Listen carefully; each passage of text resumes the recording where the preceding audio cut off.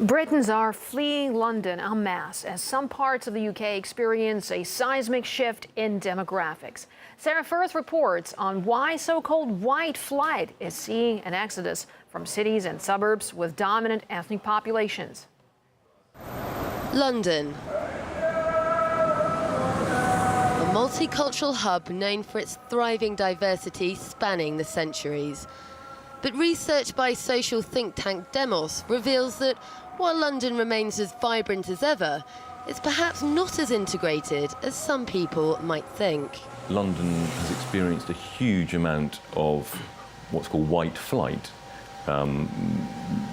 Lower income white people, mainly in the outer suburbs, leaving London because they think it's changed too fast for them.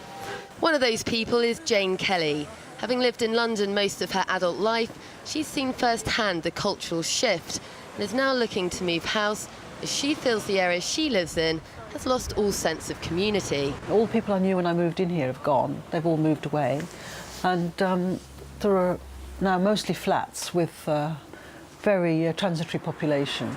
But perhaps surprisingly, it seems many of the older generation of migrants who live round here and have settled and built up businesses agree that integration is not working as well as it maybe should. The ethnic cultural diversity in London is part of what makes London great. So why do you think we're seeing a lot of talk about these sort of problems arising? Well, to be honest with you, it's foreign people, is more or less these European people. They're just interested to do a short journey, make the money and then run off the country, and that's it.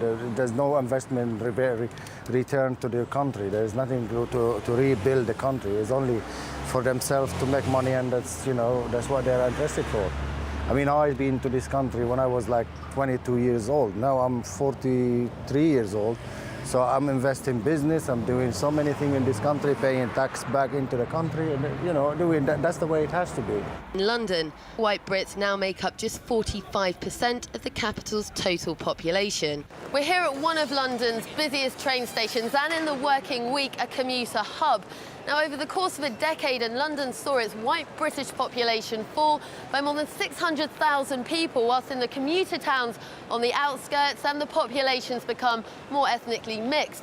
So we know that white Brits are leaving London behind. The question is why, and what effect, if any, it's having on the local communities they've left behind.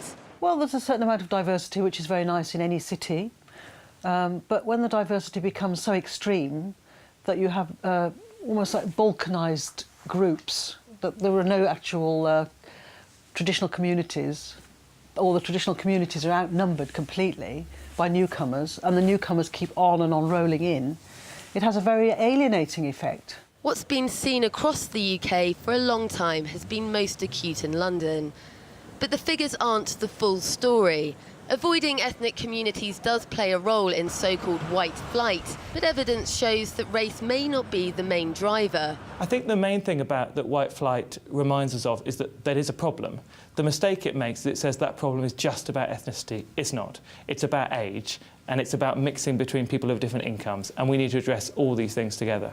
There are now concerns Britain could see yet another immigration surge at the end of this year, when some 21 million Romanians and 7 million Bulgarians will be free to travel and work across the EU. Only a fraction of those are forecast to actually come here.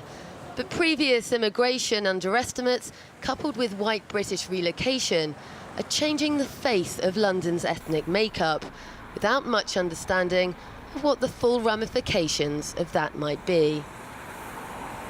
Sarah Firth, RT, London.